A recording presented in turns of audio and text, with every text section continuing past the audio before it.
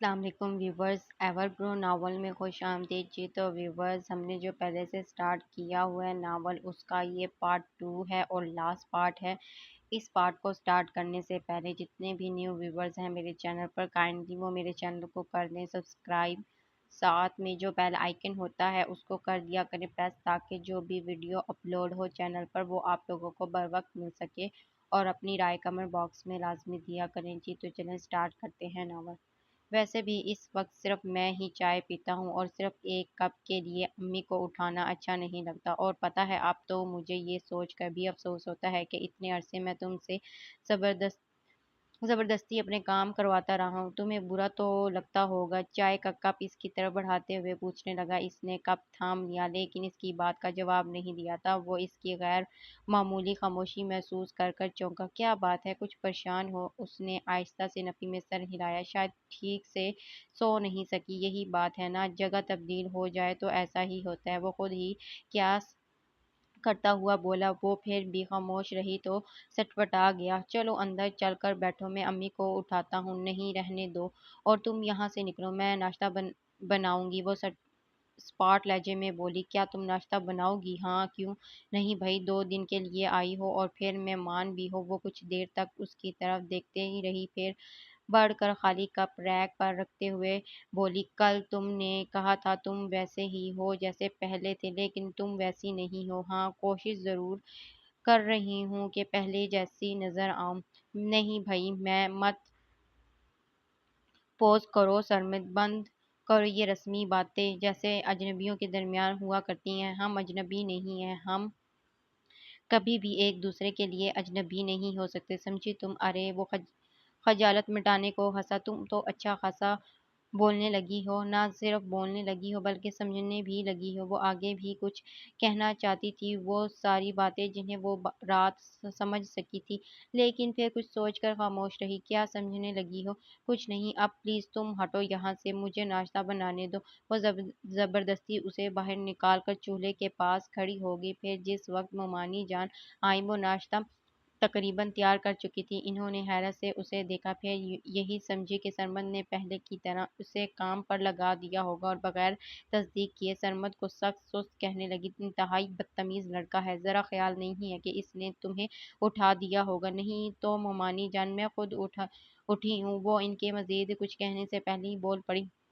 بیٹا، اگر اٹھ ہی گئی تھی تو یہاں کچن میں آنے کی کیا ضرورت تھی؟ ممانی جان وہ ان کے گلے میں بازو ڈال کر بولی۔ میں مہمان نہیں ہوں۔ پھر بھی بیٹا، بس آپ کچھ مت کہیں، اندر جا کر بیٹھے، میں ناشتہ لے کر آ رہی ہوں۔ کل وہ ممانی جان سے بہت سرد مہری سے ملی تھی، اور اب جب کہ ساری بات اس پر واضح ہو گئی تھی تو اسے اس مہربان عورت پر بہت پیار آ رہا تھا جس نے ایک عمر اسے ممتا کی آغوش بخشی تھی۔ دل چاہ رہا تھا اس آغوش میں سمٹ کر اپنی ساری مجبوریاں کہہ سنائے، بتائے انہیں کہ وہ ایک دوسری عورت کے فریب کا شکار ہو گئی ہے۔ اور اس وقت تو نہیں، ناشتے کے بعد جب ماموں جان اور سرمد آفس چلے گئے تو کچھ وقت فراغت کا ملا تو نانی اماں نے پھر وہی بات چھیڑ دی۔ تمہارے باپ نے اچھا نہیں کیا، کیا تھا جو تمہیں ہمارے پاس چھوڑ دیتا؟ اگر پہلے سے کہیں زبان دے کر نہ آتا تو ہم کبھی بھی تمہیں اس کے ساتھ جانے نہ دیتے۔ اور وہ رو پڑی، پہلے نانی ماں اور پھر ممانی جان کی گود میں سر رکھ کر تو ضبط کے سارے بندھن ٹوٹ گئے۔ ابو جی پہلے سے میری بات طے کر کر نہیں آئے تھے، وہ روتے ہوئے بتانے لگی۔ وہ ایک پلان کے تحت مجھے اپنے ساتھ لے گئے تھے۔ انہیں بڑے لوگوں کی قطار میں کھڑا ہونے کے لیے سہارا چاہیے تھا، اور اس سلسلے میں انہوں نے میرے ارمانوں کا گلا گھونٹ دیا۔ میں ذرا دیر نہیں لگائی، انہیں اس سے کوئی قرض نہیں تھا کہ جنید خان خود ان سے عمر میں بڑا اور شادی شدہ بچوں کا باپ ہے۔ انہیں صرف اس بڑے پروجیکٹ سے دلچسپی تھی جو شادی کے بعد جنید خان کی معرفت انہیں ملا۔ مجھے تو تمہارے باپ کے لچھن شروع سے ہی کچھ اچھے نہیں لگے۔ نانی اماں اپنے دوپٹے سے اس کے آنسو پوچھتے ہوئے بولی۔ میں بھی کہوں، یہ اچانک کیسے محبت نے جوش مارا کہ آنن پانن لے کر چلتا بنا؟ ہم کیا جانتے تھے کہ اس محبت کے پیچھے بھی اس کی غرض چھپی ہے؟ بیٹا، جب تم جان گئی تھی تو ہمیں خبر کر دیتی، ہم تمہیں لے آتے۔ ممانی جان نے کہا تو اس کی آنکھیں بھی چھلک پڑیں۔ میں نہیں جانتی تھی ممانی جان، مجھے کچھ خبر نہیں تھی۔ یہ تو رات نانی اماں کی باتوں سے مجھ پر بہت ساری باتوں کا ادراک ہوا۔ قدرے توقف کے بعد کہنے لگی۔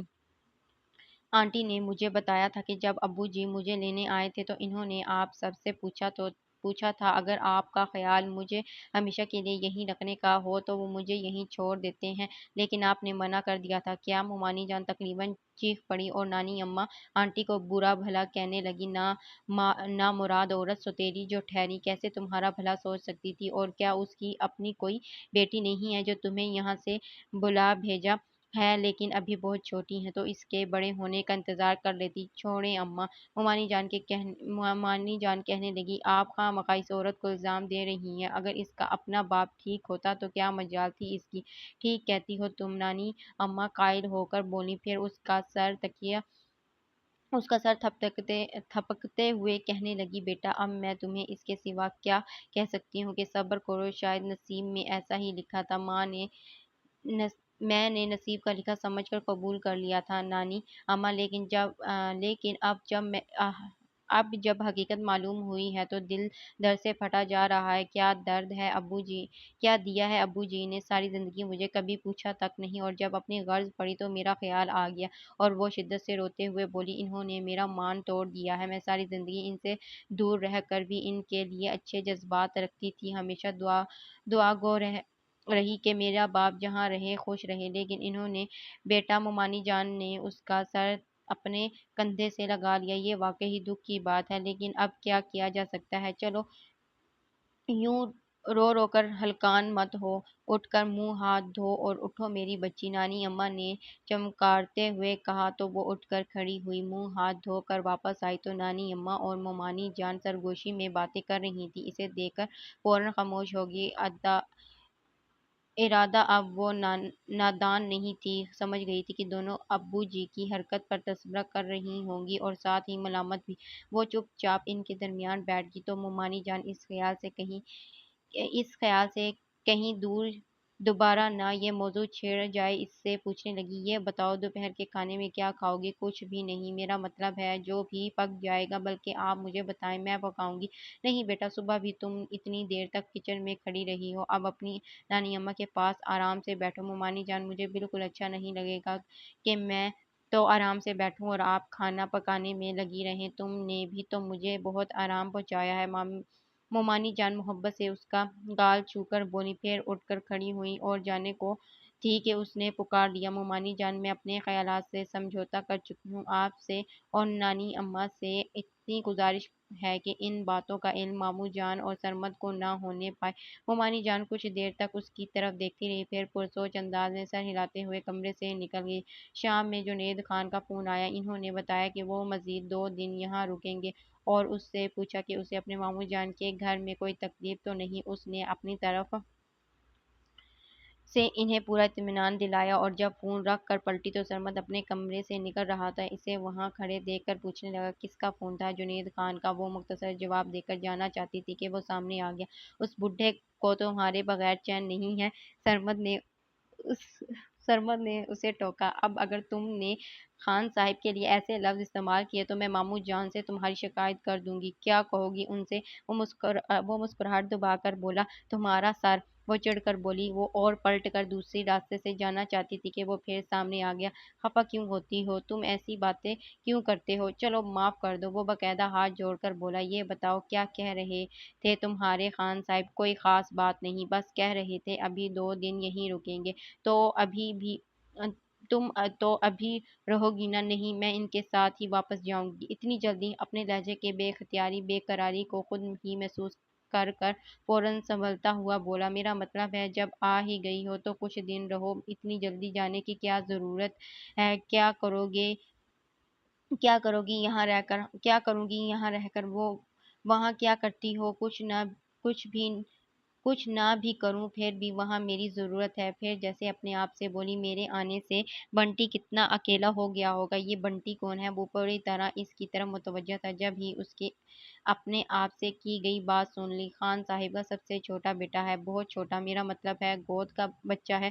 ارے نہیں، وہ ہنس پڑی، پھر اس کے ساتھ برآمدے سے اتر کر آنگن میں اتری ہوئی उसी बंटी के बारे में बताने लगी। एक बात कहूँ, बुरा तो नहीं मानोगी? वो बंटी के बारे में सुनकर कहने लगा। वो सवालिया नजरों से देखने लगी। मुझे लगता है खान साहब ने सिर्फ बंटी के लिए तुमसे शादी की है, वरना इस उम्र में इन्हें क्या जरूरत थी भला? इसका अपना भी यही ख्याल था, इसके बावजूद इसकी तरदीद कर दी नहीं। खैर, ऐसी बात तो नहीं है, मुझे तो खुद ही बंटी का ख्याल रहता है। इसके बगौर देखने पर नजरें चुराते हुए बोली, अगर ऐसी बात होती तो खान साहिब मुझे अपने साथ लेकर क्यों आते, इसके पास छोड़ देते? ये तो है, साफ लग रहा था वो मखसूस इसकी बात रखने की खातिर ऐसा कह रहा है। जब ही वो मौजू बदल गई, सुनो, अगर इस वक्त तुम्हारा कहीं जाने का प्रोग्राम नहीं है तो मुझे तारिक रोड ले चलो। क्या करोगी? इसने शायद बेख्याली में पूछ लिया। जाहिर है शॉपिंग। अच्छा हाँ। वो अपने बेखबरी पर हंसा, फिर फौरन उठता हुआ बोला, मुझे ले जाने पर एतराज नहीं है, लेकिन अगर तुम्हारे खान साहिब ने कहीं रास्ते में देख लिया तो क्या हुआ? वो क्या कहेंगे भला? सॉरी, मैं भूल गया था, ये खौफ तो हम मिडिल क्लास वालों को होता है। इसकी शाकी मर्दों से देखने पर, शाकी नजरों से देखने पर उसके शाकी नजरों से देखने पर शाने उचकाकर बोला, चलो जल्दी से तैयार हो जाओ। मैं बस तैयार ही हूँ, तुम अलबत्ता चेंज कर लो, मैं जब तक नानी अम्मा और मोमानी जान से कह दूं। इसके साथ ही वो उठकर अंदर चली गई। नानी अम्मा और मोमानी जान से कहकर अपना पर्स उठा लिया और वापस आई तो वो सिर्फ शर्ट चेंज कर कर बटन बंद करता हुआ आ रहा था। इसे देखकर बाहर की तरफ चल पड़ी तो वो भी खामोशी से इसके पीछे चली आई। 2 दिन पलक झपकने में गुजर गए। तीसरे दिन सुबह अभी वो नाश्ते से फारिग होकर बैठी थी कि जुनैद खान का फोन आ गया। इन्होंने पहली बात वापसी की कही, फिर शायद मरवतन इससे पूछने लगे थे, तुम्हारा क्या इरादा है, अगर मजीद रहना चाहो तो? नहीं खान साहिब, मैं आपके साथ ही चलूंगी। वो फौरन बोल पड़ी। गुड, वो जैसे खुश हो गए। आप यहाँ आएंगे? मेरा मतलब है मुझे लेने। वो पूछने लगी, सॉरी डियर, मैं बिल्कुल फारिग नहीं हूँ, तुम 4 बजे तक अपने कज़न के साथ होटल आ जाना। जी बेहतर। उसने ज़्यादा इसरार नहीं किया और फ़ोन रख कर नानी माँ के पास चली आई। इन्हें अपनी वापसी का बताया तो वो खफगी से बोली, यहाँ क्या आग उठ उठाने आई थी? नहीं, आपसे मिलने। वो इनकी गोद में सर रख कर लेट गई। सिर्फ 2 दिन के लिए? मैं तो अभी तुम्हें दिल भर कर देख भी नहीं पाई। मैं फिर आऊंगी नानी अम्मा। वो इनके बूढ़े हाथ अपने गालों से लगाते कहने लगी, अभी तो मैं क्योंकि बगैर प्रोग्राम की आई थी, इसलिए जल्दी जा रही हूँ। फिर आऊंगी तो बहुत सारे दिन रहूंगी, फिर पता नहीं कब आऊंगी, जब आप बुलाएंगी। बल्कि ऐसा करें, सरमद की शादी कर डालें, फिर तो मैं जरूर आऊंगी। मैं बुलाऊंगा तब ना। वो जो अंदर आ रहा था इसकी आखिरी बात सुनकर कहने लगा, क्या मतलब? वो चौंक कर इसकी तरफ देखने लगी। क्या तुम मुझे अपनी शादी में नहीं बुलाओगे? हरगिज नहीं। क्यों? मेरी मर्जी। बेटा, तुम किस से उलझने लगी हो? जानती हो ये तुम्हें तंग करता है। भला ये कैसे मुमकिन है कि सरमद की शादी हो और तुम्हें ना बुलाया जाए? नानी अम्मा ने कहा तो वो इसे घूरने लगी। कच्चा खाने का इरादा है क्या? वो इसकी घूरने पर शरारत से बोला, बको मत। और सुनो, आज जल्दी जल्दी आ जाना, मुझे 4 बजे होटल पहुंचना है। खैरियत? हाँ, अभी खान साहब का फोन आया था, आज हम वापस जा रहे हैं। तो क्या जुनैद खान यहाँ नहीं आएंगे? नहीं नहीं, फुर्सत नहीं है। तो फोन कर कर इन्हें कह दो कि मुझे भी फुर्सत नहीं है और ना ही मैं इनका मुलाजिम हूँ कि इनके कहने पर तुम्हें लाने वाले और ले जाने की ड्यूटी इंजाम देता फिरूं। सरमद, वो इसके अचानक मूड बदलने पर हैरान हुई। तुम उनकी बीवी हो, उनकी जिम्मेदारी हो, ना कि मेरी। इसके साथ वो पैर पटकता हुआ कमरे और फिर घर से ही निकल गया। वो कुछ देर तक उसके पीछे नजर दौड़ाती रही, फिर तवील सांस लेकर नानी अम्मा के हाथ अपनी आंखों पर रख लिए और अपनी हथेलियों पर नमी महसूस कर कर नानी अम्मा उस पर झुक गई। बेटा, इसकी बातों का बुरा मत बनाना, मुझे बुरा नहीं लगा नानी अम्मा। और फिर वो गलत तो नहीं कह रहा था। आंसू की आमेजिश इसके चेहरे में सिमट आई थी। फिर रो क्यों रही हो? मैं रो तो नहीं रही। उसने मुस्कुराने की कामयाब कोशिश की और आंखों पर से नानी अम्मा के हाथ हटाकर इनकी तरफ देखने लगी। इससे वो नानी अम्मा को छोटी सी मासूम बच्ची की तरह लगी, जो अपनी किसी भी कोशिश में कामयाब होकर फखरी अंदाज में दाद तलब नजरों से देखती है। इन्होंने इसकी पेशानी चूम ली। अपने मामू जान से कहना, वो तुम्हें छोड़ आएंगे। मेरा जाना कोई मसला नहीं है नानी अम्मा, मैं अकेली भी जा सकती हूँ। खैर छोड़ें, ये बताएं, मोमानी जान ने सरमद के लिए कोई लड़की भी देखी या नहीं? वो खूबसूरती से बात बदल गई, साथ ही मूड भी। گی۔ لڑکیاں تو کہیں ایک نظر میں ہیں، لیکن کیا؟ وہ فوراً پوچھنے لگی۔ سرمد ابھی راضی نہیں ہے۔ کیوں؟ کیا کہتا ہے؟ کچھ نہیں، بس ابھی نہیں کی رٹ لگا دیتا ہے، پتہ نہیں کیا چاہتا ہے۔ قدرے توقف کے بعد کہنے لگی، اتنا ارمان ہے اس کی شادی کا، کم سے کم میرے ہی خیال کرے، بوڑھی جان ہوں، زندگی کا کیا بھروسہ، آج ہوں کل نہیں۔ ارے نہیں نانی اماں، ابھی آپ کو بہت جینا ہے۔ سرمد کیا اس کے بچوں کی شادی بھی دیکھنی ہے؟ اور شاید بچوں کے ذکر پر ہی نانی اماں کو یاد آیا تو اسے پوچھنے لگی، سنو تمہاری شادی کو کتنا عرصہ ہوا ہے؟ یہی 4-5 مہینے۔ 5 مہینے؟ نانی اماں کو کچھ سوچتے ہوئے کہنے لگی، یہ کوئی اتنا زیادہ عرصہ تو نہیں ہے، پھر بھی تم کسی ڈاکٹر کو دکھاؤ۔ کیوں؟ وہ بالکل نہیں سمجھی۔ بچے کے لیے بچے وہ ہونٹوں کو بے آواز جنبش کے ساتھ ہی دل میں ممتا کا میٹھا میٹھا احساس جاگنے لگا۔ ہاں سجو، تم اس سلسلے میں لاپرواہی مت کرنا، نانی اماں اسے سمجھانے لگی۔ ایسی صورت میں جب کہ جنید خان کے بچے موجود ہیں تمہیں غافل نہیں ہونا چاہیے۔ جنید خان کا کیا بھروسہ ہو سکتا ہے اسے مزید بچوں کی آرزو نہ ہو۔ نانی اماں کی بات سمجھ کر اس کا ہاتھ بے اختیار اپنے سینے پر چلا گیا اور نانی اماں کہہ رہی ہیں، عورت کو تکمیل ماں بننے سے ہی ہوتی ہے، اللہ نہ کرے جو تم ادھوری رہو، اور پھر لیے تو اور بھی ضروری ہے، کیونکہ جنید بڑے آدمی، اگر تمہاری اولاد نہ ہوئی تو ساری اداسی کی ساری جائیداد اس کی پہلی اولاد لے جائے گی، اور تم؟ نانی اماں اس نے ٹوک دیا، کیسی باتیں کر رہی ہیں آپ؟ میں غلط نہیں کہہ رہی، تمہیں آنے والے حالات سے آگاہ کر رہی ہوں، تم ابھی سے ہوشیار رہو۔ قدرے توقف کے بعد کہنے لگی، دنیا میں یہی کچھ ہو رہا ہے، خدا نخواستہ کل کو جنید خان کو کچھ ہو جاتا ہے تو اس گھر میں تمہاری جگہ نہیں رہے گی، اور تم کہہ رہی تھی کہ اس کی اولادیں تم سے بھی بڑی ہیں، تو ایسی صورتحال میں وہ تمہیں کھڑے کھڑے نکال کر باہر کریں گی۔ ہاں اگر جائیداد کا حصہ دار پیدا کر لو تو پھر کسی کی مجال نہیں جو تمہیں کچھ کہہ سکے۔ وہ کچھ خوفزدہ ہو گئی، یقیناً اس وقت کا تصور کر اندر ہی اندر دہنے لگی تھی، اللہ نہ کرے کہ جو جنید خان کو کچھ ہو۔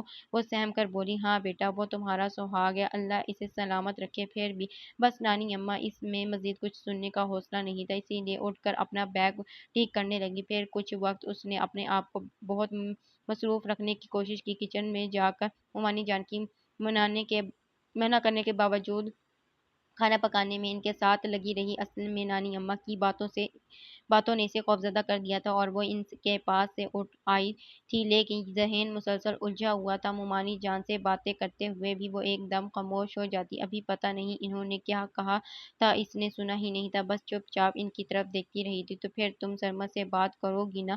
ممانی جان نے کہا تو وہ چونک گئی۔ کیا بات؟ شادی کی؟ اس سے کہو شادی کر لے، تمہارے جانے سے جو یہ گھر سونا سونا ہو گیا ہے، اس کی دلہن آنے سے پھر رونق ہو جائے گی۔ میری بات کہاں مانتا ہے وہ؟ اس نے دامن بچانا چاہا۔ تم کہہ کر تو دیکھو، ہو سکتا ہے مان لے۔ اچھا لیکن اب میری اس سے ملاقات کہاں ہوگی؟ وہ تو شام میں آئے گا، جبکہ مجھے 3 بجے یہاں سے نکل جانا ہے۔ اسے اچانک اس کی صبح والی باتیں اور رویہ یاد آیا تو معذرت ظاہر کرنے لگی۔ شام میں کیوں آئے گا؟ اسے معلوم ہے کہ آج تم نے جانا ہے، یقیناً دوپہر تک آ جائے گا، اور پھر تمہیں چھوڑنے بھی تو جائے گا۔ نہیں، صبح وہ منع کر گیا تھا، کہہ رہا تھا میں تمہارا نوکر نہیں لگا ہوا۔ اچھا؟ ممانی جان ہنس پڑی، یوں ہی مذاق میں کہہ دیا ہوگا۔ نہیں ممانی جان، وہ سنجیدہ تھا۔ ارے نہیں بیٹا، تم دیکھنا وہ ضرور آئے گا، سنجیدہ تو وہ زندگی میں کبھی ہوا ہی نہیں۔ ممانی جان نے یقین سے کہا، اور وہ واقعی ہی دوپہر کے کھانے پر موجود تھا۔ اس کا دل چاہا فرصت نہیں تھی کہ پھر کیسے آ گئی، لیکن وہ کچھ اتنی سنجیدہ اور لاتعلق سا نظر آ رہا تھا کہ اسی نے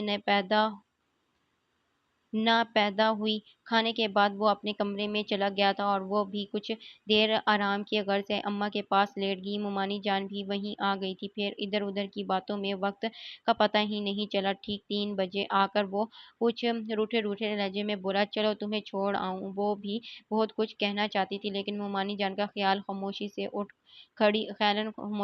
کھڑی ہوئی، اپنا بیگ لا کر سامنے رکھا، پھر ممانی جان اور نانی اماں سے مل کر ڈھیروں دعائیں لی، اس کے پیچھے باہر نکل آئی۔ یہ مت سمجھنا کہ میں تمہارا جنید خان کا خیال کر آیا ہوں۔ وہ گاڑی سٹارٹ کرتے مجھے ابو جی نے تاکید کی تھی، اسی لیے چلا آیا۔ شکریہ۔ مسالمتاً پر آمادہ تھی، اسی لیے مسکرا کر شکریہ کہا تو وہ بھی زیادہ دیر اپنا نہ رکھ سکا۔ پھر کب آؤ گی تمہاری شادی پر؟ یقیناً امی نے تمہیں کہا ہوگا مجھے شادی پر آمادہ کرنا۔ اسے حیرت تو ہوئی لیکن ظاہر نہیں کیا، انجان بن کر پوچھنے لگی، کیوں؟ کیا تم شادی کے لیے آمادہ نہیں ہو؟ شادی کروں گا لیکن ابھی نہیں۔ ابھی کیوں نہیں؟ بس میری مرضی، اور اب خدا کے لیے اس موضوع پر بات مت کرنا۔ وہ اکتا کر بولا تو وہ کندھے اچکا کر شیشے سے باہر دیکھنے لگی۔ سنو، اب میں نے یہ بھی نہیں کہا کہ بالکل خاموش ہو جاؤ، تم کسی اور موضوع پر بات کر سکتی ہو۔ اسے مسلسل شیشے سے باہر دیکھتے ہوئے بولا تو وہ سیدھا ہو بیٹھی۔ کبھی لاہور آنا، میرا مطلب ہے ہمارے گھر۔ وعدہ تو نہیں کرتا۔ ہاں، اگر لاہور آنا ہوا تو پھر تمہارے پاس بھی ضرور آؤں گا، وہ خوش دلی سے بولا۔ پھر ہوٹل سے باہر ہی گاڑی روک کر پچھلی سیٹ سے اس کا بیگ اٹھا کر اس کی طرف بڑھاتا ہوا بولا، خدا حافظ۔ کیا مطلب؟ کیا تم یہیں سے واپس چلے جاؤ گے؟ وہ اس کے بے مروتی پر حیران ہو کر بولی، ہاں۔ نہیں سرمد، یہ اچھا نہیں لگتا، خان صاحب کیا سوچیں گے؟ خان صاحب کی بہت فکر ہے تمہیں۔ وہ چڑھ گیا، یہ کیا نہیں ہونی چاہیے؟ شاید کوئی غلط بات کہنے جا رہا تھا، فوراً ہونٹ بھینچ کر اپنی طرف کا دروازہ کھول کر نیچے اتر گیا، پھر اس کے ساتھ اوپر آیا تو بس کچھ دیر ہی جنید خان کے پاس بیٹھا، اس کے بعد اپنے کسی کام کا بہانہ بنا کر چلا گیا۔ وہی گھر تھا جہاں 3 دن پہلے تک وہ حالات سے سمجھوتا کر بہت حد تک مطمئن زندگی گزار رہی تھی۔ بس کبھی کبھی یہ خیال اسے آزردہ کر دیتا تھا کہ اسے اتنی محبت کرنے والی ہستیوں نے آخر میں دودھ کی مکھی کی طرح اسے نکال پھینکا، ورنہ تو ہر طرح کا اطمینان ہی تھا۔ اور اب جب کہ صرف 3 دن کے بعد دوبارہ اس گھر میں آئی تو ہر شے اجنبی لگ رہی تھی، حالانکہ سب کچھ ویسا ہی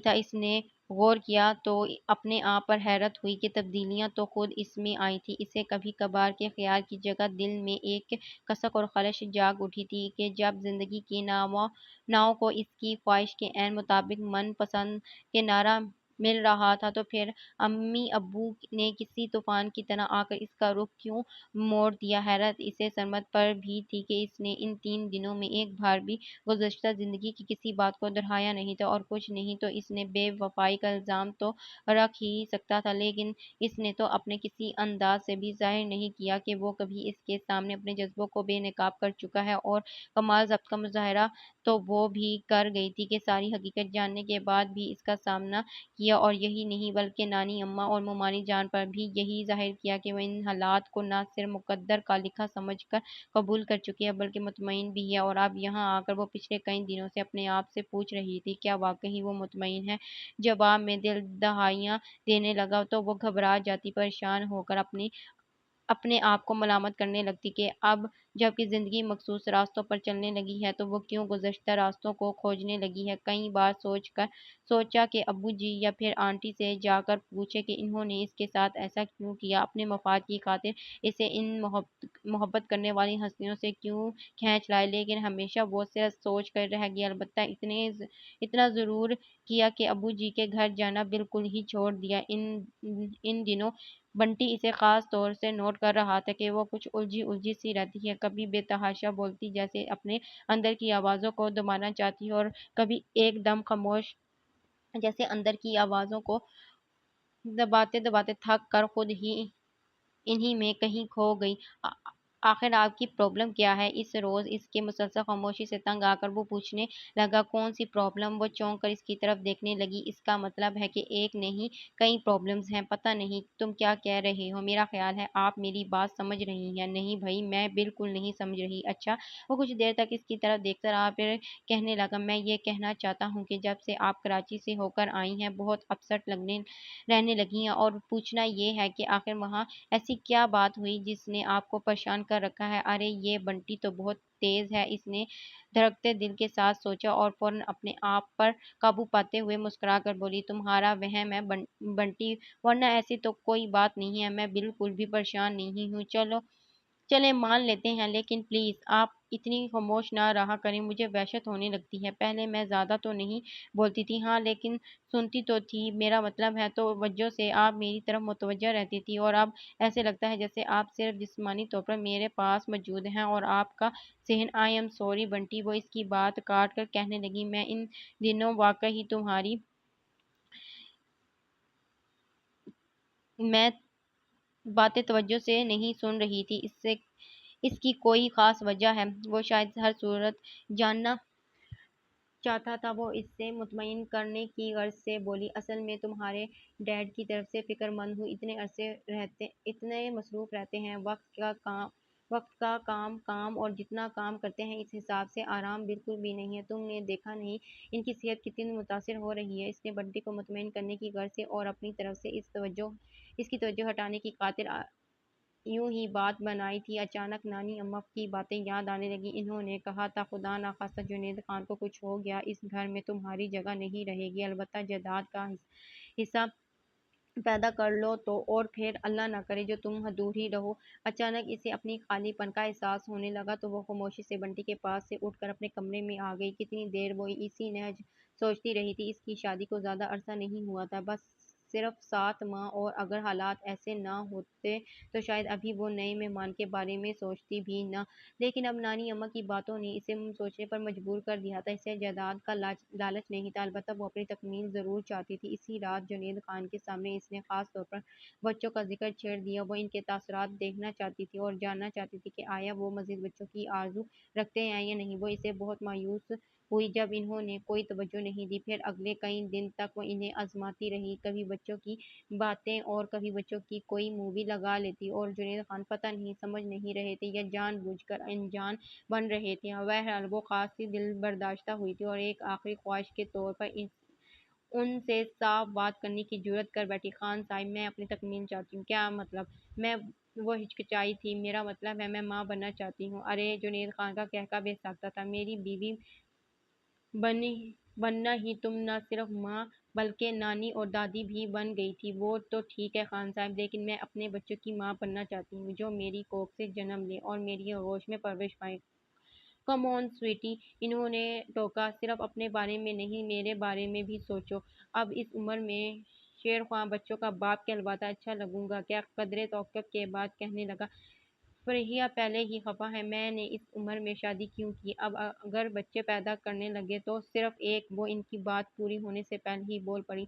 इम्पॉसिबल। परेशानी, शिकन आलूद और लहजे की सख्ती ने इसे न सिर्फ अंदर तक हिला दिया बल्कि बावर भी करवा दिया कि वो इस सिलसिले में कोई बात ना, अब ना आइंदा वो कभी सुनेंगे। वो सर झुकाकर अपनी अंदर ममता की जज्बे का गला घोटने की कोशिश करने लगी थी कि वो कहने लगे, सुनो, तुम्हें सिर्फ माँ बनने की ख्वाहिश है या मेरी जायदाद में हिस्सा दार पैदा करना चाहती हो? मेरे खुदा, इसे हैरत के साथ दुख भी हुआ और तासुब भरी नजरों से देखती हुए बोली, मुझे जायदाद में से कुछ नहीं चाहिए खान साहब, बस एक बच्चा जो मेरी ममता का सहारा हो। मेरा यकीन करें, मैं अपने लिए और इसके लिए कुछ नहीं मांगूंगी। अच्छा, वो पता नहीं क्यों हंसे थे। तुम्हें शायद पैसे की अहमियत का अंदाजा नहीं है। बहरहाल मैं तुम्हारी ये ख्वाहिश पूरी नहीं कर सकता। वो करवट बदल गए और बकिया तमाम रात आंखों पर बंद बांधे ही रही। जुनैद खान ने इसे अंधेरे में नहीं रखा था, ना ही इसका दिल रखने की खातिर कोई आस दिलाई थी, बल्कि इन्होंने वाज़ेह अल्फाज में इसकी ख्वाहिश रद्द कर दी थी। और होना तो यही चाहिए था कि वो हर बात की तरह इसे भी नसीब का लिखा समझकर कबूल कर लेती, लेकिन इसके बरक्स वो किसी तरह भी इस तल्ख हकीकत को कबूल नहीं कर पा रही थी। गो कि कोशिश ज़रूर कर रही थी कि अपने अंदर हमकते ममता के जज्बों को हमेशा के लिए दफन कर दे, लेकिन जितना वो इस जज्बे को दबाती इतना ज़्यादा सर उभर वो सर उभारता और वो बेचैन हो जाती। कोई मासूम फरिश्ता, कोई नन्हा मुन्ना सा वजूद इसकी आगोश में समाये तो इसे अपना आप मुतब्बर लगे। क्या वो कभी मुतब्बर नहीं होगी? वो सोचती, क्या इसकी समाज हमेशा एक लफ्ज माँ सुनने को तरसती रहेगी? कोई तो मेरे तड़पते मचलते जज्बों को फकत एक लफ्ज से शांति बख्श दे। वो और फिर वो सुकून ढूंढती हुई बंटी के पास जा बैठी। इसके इतने बड़े घर में एक वही तो था जो अपनी कहता तो इसकी भी सुनता था। इसकी व्हील चेयर के आगे घुटना टेक कर बैठी और इसके मजबूत हाथ पर अपना हाथ रखते हुए बोली, सुनो बंटी, तुम्हें याद है अव्वल रोज तुमने पूछा था कि तुम मुझे क्या कहकर मुखातिब किया करो? हाँ, वो शायद आपने कहा था जो भी नाम दो, लेकिन इतना ख्याल रखना कि मेरी इज्जत नफ्स मजरूह ना हो। वो सोचता हुआ बोला, हाँ, मैंने ऐसा ही कहा था। फिर तुमने मुझे कोई नाम क्यों नहीं दिया? बस यूं ही वो इसके हालात से खबर लापरवाही से बोला, यूं ही। होठों के बे आवाज जंबिश के साथ वो इसकी तरफ देखती गई, और वो कोई नन्हा मुन्ना सा मासूम फरिश्ता नहीं था जो इसके आगोश में समा जाता, वो जिससे सीने में भेजकर ममता की प्यास बुझाती। वो तो बस इससे चंद बरस ही छोटा था, फिर भी इसके चेहरे को हाथों के प्याले में भरकर बोली, सुनो, तुम मुझे माँ क्यों नहीं कहते? माँ। वो शायद हंसना चाहता था, लेकिन पता नहीं क्यों हंस नहीं सका। हाँ बंटी, तुम मुझे मम्मी कहा करो, मम्मी, या ऐसा ही कोई लफ्ज़ जो तुम्हें अच्छा लगे। अच्छा, वो हल्के से मुस्कुराया, मुझे आपको मम्मा कहने में कोई इतराज़ नहीं है, लेकिन लेकिन क्या? वो बेताबी से बोली, आप मेरी मम्मा लगती नहीं हैं, तुम्हारी मम्मा तो बहुत खूबसूरत होंगी। वो गैर इरादी तौर पर दोनों हाथों से अपना चेहरा छुपाने लगी। मेरा ये मतलब नहीं, वो इसकी हरकत से महज़ूज़ होकर बोला, मेरा मतलब है उम्र में आप मुझसे इतनी बड़ी नहीं हैं। तो क्या हुआ? वो जल्दी से बोली, हूँ तो मैं तुम्हारी मम्मा, और जब तुम इस रिश्ते को तस्लीम भी कर रहे हो तो फिर मम्मा कहने में क्या हर्ज है? आपको बुरा नहीं लगेगा? नहीं भई, मैं खुद तुमसे कह रही हूँ और मुझे बहुत अच्छा लगेगा। अच्छा तो मम्मा जी, अब आप यहाँ से उठकर ऊपर बैठे, मुझे बिल्कुल अच्छा नहीं लग रहा कि मेरी माँ मेरे पैरों के पास बैठी है। वो इसके कंधों पर हाथ रखकर उठाने की कोशिश करता हुआ बोला, तो वो यकदम बेख्तियार हो गई, इसके हाथ थाम कर कभी होठों से लगाती और कभी आंखों से। और बंटी इस कैफियत और बहानाना अंदाज पर हैरान हो रहा था। उसने ज़िंदगी में कभी बहुत ज़्यादा की आरज़ू नहीं की थी, बस जो मिल गया था इसी पर कनात करती। हो सकता है कनात करना इसकी मजबूरी रही हो, क्योंकि दुनिया में वो वाहिद हस्ती अब्बू जी जिन पर वो हक रखती थी, और इन्होंने कभी इसकी खबर नहीं दी। जो खैर खबर गिर करते थे, इन पर अब्बू जी जितना हक बहल नहीं था, हक हक बहरहाल नहीं था, इसलिए इनकी तरफ से जो मिल गया इसे भी बहुत समझ लिया। और अब बंटी पर भी इसे अब इतना हक नहीं था जितना कि अपनी पेट की औलाद पर हासिल होता है, इसीलिए इसकी तरफ से मोहब्बत के चंद बोलों को इसने बहुत कुछ समझ लिया था। पता नहीं इसकी ममता की तड़पते मचलते जज्बों को तस्कीन मिली थी कि नहीं, लेकिन इतना ज़रूर था कि वो मुतमईन होने लगी थी कि चलो कोई माँ कहने वाला तो है। क्या हुआ जो वो इसे जन्म देने की सज़ावार नहीं हुई? क्या हुआ जो वो इसे अपने आगोश में नहीं समेट सकी? और क्या हुआ जो इसकी आबियारी इसने लब अपने लहू से नहीं की? यही बात है कि इसने माँ कहकर अधूरेपन के एहसास को मिटा दिया। इन दिनों वो कुछ मगन सी होकर बंटी की नाज बर्दारियों में मसरूफ थी। जब भी इसने गौर नहीं किया कि जुनेद खान कुछ थके थके से रहने लगे हैं। वो जो अपनी उम्र से 10 साल कम नजर आते थे, अब इतने ही बरस आगे जा खड़े हुए थे। इस रोज जुनेद खान के ऑफिस जाने के बाद बंटी के साथ बैठी कोई मूवी देख रही थी कि फोन की बेल सुनकर उठ खड़ी हुई। दूसरी तरफ जुनेद खान का पीए था, इसने बताया कि जुनेद खान की तबीयत ठीक नहीं है, वो इस वक्त हॉस्पिटल में है। क्या हुआ इन्हें? वो एकदम परेशान होगी और इससे हॉस्पिटल का मालूम कर ड्राइवर को गाड़ी निकालने के लिए कहा, और जल्दी से बंटी के पास आकर इसे बताने लगी, सुनो बंटी, तुम्हारे डैड हॉस्पिटल में हैं और मैं इनके पास जा रही हूँ। परेशानी इसके चेहरे और आवाज़ में भी सिमट आई थी, जबकि बंटी ने बड़े सुकून से इस खबर को सुना और इत्मीनान से कहने लगा, कम ऑन मम्मा, वो यूं ही चेकअप के लिए गए होंगे। नहीं बंटी, इनके पीए का फोन था, इसने बताया कि इनकी तबीयत खराब है। अच्छा, इसने फिर भी कोई ख़ास नोटिस नहीं लिया? काम की टेंशन होगी, और प्लीज़ आप इतनी परेशान ना हो। वो जल्दी से बाहर निकल आई। ड्राइवर गाड़ी लिए मुंतज़िर था, वो इसे हॉस्पिटल का बताकर बैठ गई। जुनैद खान के पास पहुंची तो इन्होंने कदरे हैरत से इसे देखा, फिर पूछने लगे, तुम यहाँ कैसे आई? मेरा मतलब है तुम्हें किसने बताया कि मैं यहाँ हूँ? आप कैसे हैं खान साहिब? वो इनकी बात नज़रअंदाज करते हुए बोली, एकदम फर्स्ट क्लास। पता नहीं इन्होंने लहजे को फ्रेश रखने की कामयाब कोशिश की थी, या वाकई वो इतने फ्रेश थे। वो समझ नहीं सकी। क्या हुआ है आपको? वो अब भी परेशान थी। कुछ नहीं, बस सीने में मामूली सा दर्द था तो चेकअप के लिए चला आया। इसी वक्त डॉक्टर साहब अंदर आए तो जुनैद खान के साथ वो भी इनकी तरफ मुतवज्जो होगी, और डॉक्टर साहब आते ही कहने लगा, खान साहब, अब मजीद ताख़िर आपके लिए नुकसानदेह होगी, आपको फौरन बाईपास के लिए लंदन जाना चाहिए। जुनैद खान ने इस बात में सर हिलाया, फिर इसकी तरफ इशारा करते हुए कहने लगे, डॉक्टर यूनुस, इनसे मिलें, ये मेरी मिसेज है। How how are you? Doctor Yunus इसकी तरफ देखकर हल्के से मुस्कुराए, fine thank you miss Khan آپ میرے ساتھ آئیں، ڈاکٹر یونس نے کہا تو وہ جنید خان کی طرف دیکھنے لگی، پھر ان کا اشارہ پا کر ڈاکٹر صاحب کے پیچھے چل پڑی۔ ڈاکٹر یونس اسے لے کر اپنے کمرے میں آئے اور بیٹھنے کا اشارہ کرتے ہوئے بولے، جنید خان اپنی صحت پر بزنس کو ترجیح دے رہے ہیں، انہیں ہارٹ ٹربل کی شکایت ہے اور میں گزشتہ 3 ماہ سے انہیں بائی پاس کے لیے کہہ رہا ہوں اور وہ وہی ہیں کہ آج کل پر ٹالے جا رہے ہیں۔ آپ پلیز انہیں سمجھائیں مسز خان کہ مزید تاخیر سخت نقصان دہ ہوگی۔ وہ قدر توقف کے بعد کہنے لگے، میں کچھ میڈیسن لکھ کر دے رہا ہوں، یہ پابندی سے استعمال کروائیں اور اس ہفتے مکمل ریسٹ کروائیں۔ کسی قسم کی کوئی ٹینشن نہیں ہونی چاہیے اور اگلے ہفتے انہیں لندن میں ہونا چاہیے۔ میں وہاں کے ڈاکٹر سے بات کر آپ کو مطلع کر دوں گا۔ بات کے اختتام پر انہوں نے بغور اس کی طرف دیکھا، وہ گم سم سی بیٹھی تھی۔ مسز خان انہوں نے متوجہ کیا تو وہ چونک کر ان کی طرف دیکھنے لگی۔ Any problem? اس نے نفی میں سر ہلایا۔ آپ میری بات سن رہی تھی؟ وہ پوچھنے لگی۔ جی۔ ذرا بتائیں تو میں نے کیا کہا ہے؟ اگلے ہفتے خان صاحب کو لندن میں ہونا چاہیے۔ اس کا انداز کھویا کھویا سا تھا۔ کس سلسلے میں؟ بائی پاس کے لیے؟ ہاں۔ انہوں نے حیرت سے اسے دیکھا کہ بظاہر وہ کسی طرح بھی ان کی طرف متوجہ نہیں لگ رہی تھی۔ اب میں جاؤں؟ وہ اجازت طلب نظروں سے دیکھنے لگی۔ ہاں۔ اور پلیز خیال رکھیے گا، خان صاحب کے لیے ریسٹ بہت ضروری ہے۔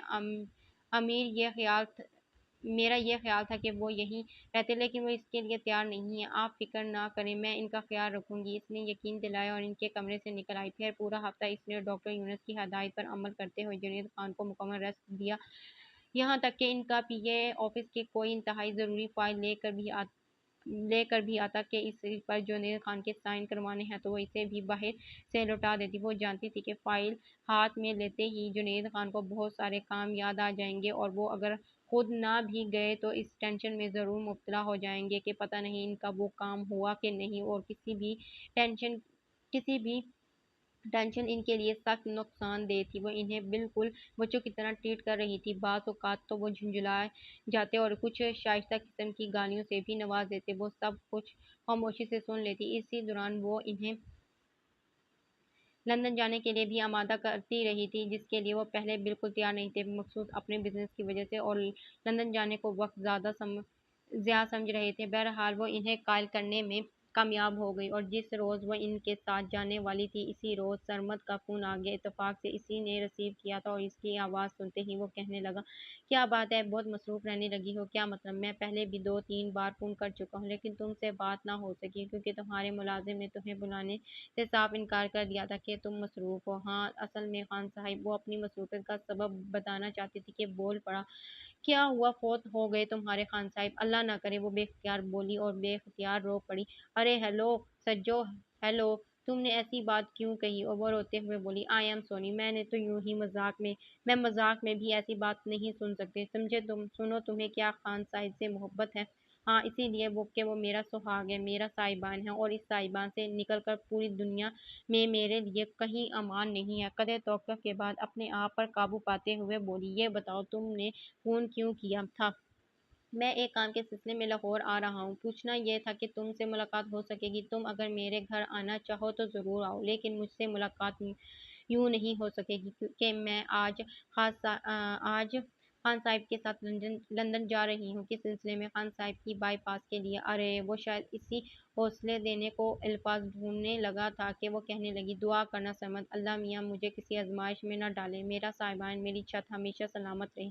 اس کے ساتھ ہی اس نے بہت آہستگی سے ریسیور کو ریڈر پر رکھ دیا تھا۔ اس نے اپنی زندگی میں اتنے تنہا، اداس اور فارغ دن نہیں گزارے تھے جتنے کہ لندن میں قیام کے دوران گزارے۔ بس پہلے دن ہی وہ جنید خان کے ساتھ ہاسپٹل گئی تھی، اس کے بعد اسے ان سے ملنے کی اجازت نہیں تھی۔ اس کا خیال تھا کہ وہ ان کی ذمہ داری کو وہیں ان کے پاس موجود ہوگی، لیکن اس کی اجازت نہیں تھی۔ بائی پاس کے بعد وہ ایک بار پھر انہیں دیکھنے کی غرض سے گئی تھی۔ ریسیپشن پر جا کر جب اس نے جنید خان کا نام لیا تو وہاں موجود لڑکی نے وہیں بیٹھے بیٹھے ایک بٹن آن کیا اور سامنے اسکرین روشن ہو گئی۔ اس نے دیکھا جنید خان سو رہے تھے اور ان سے متعلق ہدایات کا چارٹ جسے وہ لڑکی روانگی سے پڑھ کر اسے سنانے لگی تھی۔ کیا میں ان سے مل سکتی ہوں؟ اس کے خاموش ہوتے ہی وہ پوچھنے لگی، سوری، لڑکی نے نفی میں سر ہلایا، ساتھ ہی اس کی سہولت کے لیے یہ بھی کہہ دیا کہ وہ یہاں آنے کی بجائے فون کر ان کے بارے میں معلوم کر لے کہ پھر اس نے ایسا ہی کیا۔ ظاہر ہے جب وہ ان سے مل نہیں سکتی تھی تو اور نہ ہی قریب جا کر انہیں دیکھ سکتی تھی، تو پھر ہاسپٹل جانے کا کیا فائدہ؟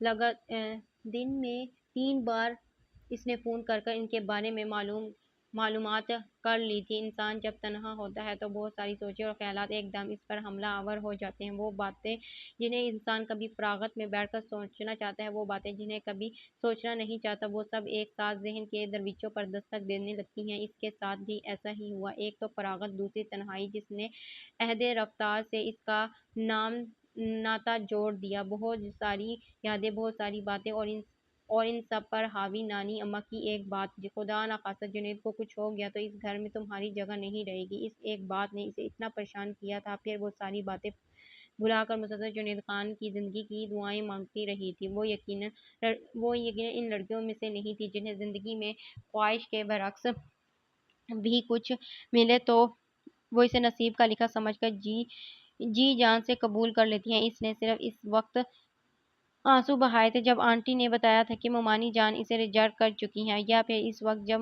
نانی اماں اور مومانی جان کی زبان اسے صحیح صورتحال کا پتہ چلا تھا۔ وہ آزردہ ضرور ہوئی تھی اور کئی دن تک اپنے ساتھ ہونے والے تقدیر کے مذاق پر اڑتی بھی رہی تھی، لیکن جنید خان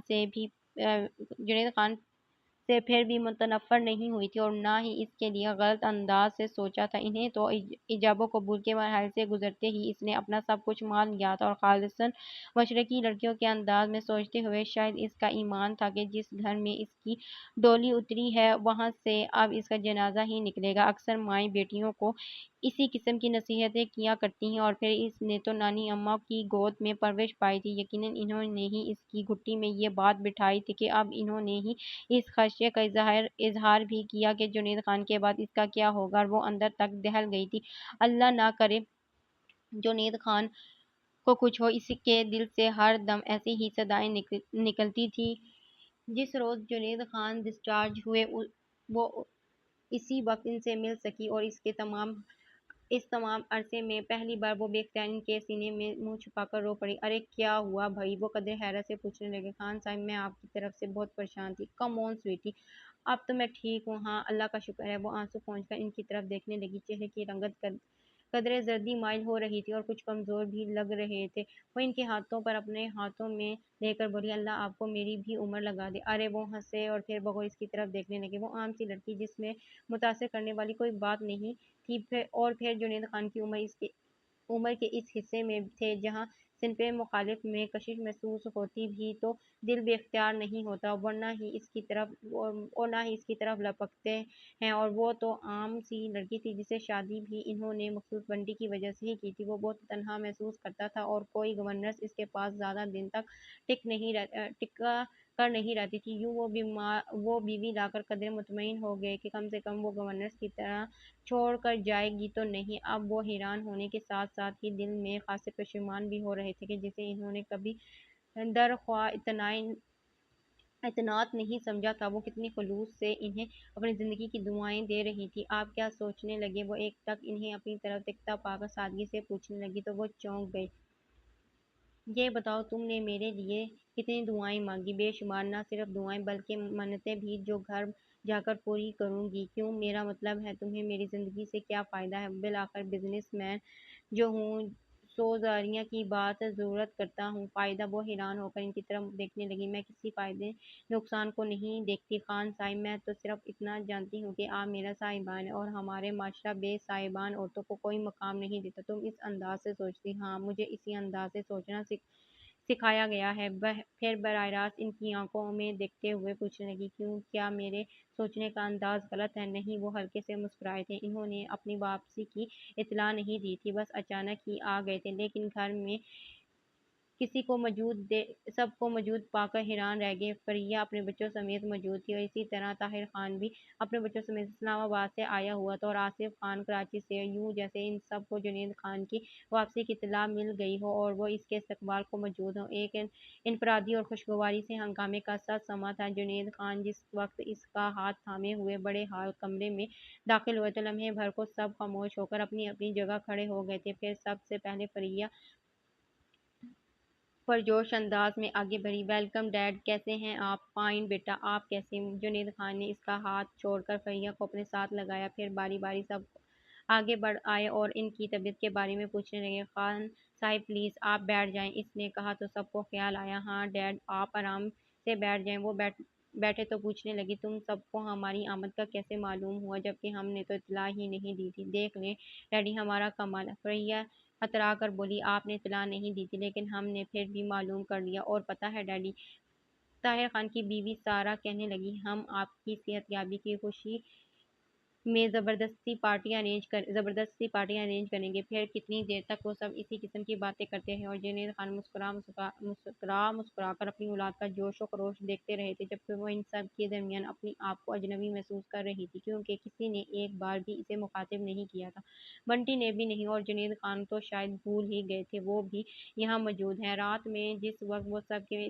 طرف سے اپنے اطمینان کر لینے کے بعد اپنے کمرے میں آئی تو دیکھا جنید خان کو کوئی فائل دیکھنے میں مصروف تھے۔ وہ دبے پاؤں آگے بڑھی آئی اور ان کے ہاتھ سے فائل لے لی۔ انہوں نے سر اٹھا کر دیکھا تو کہنے لگی ابھی نہیں خان صاحب، ابھی آپ کو کوئی کام نہیں کرنا، آپ مکمل ریسٹ کریں گے۔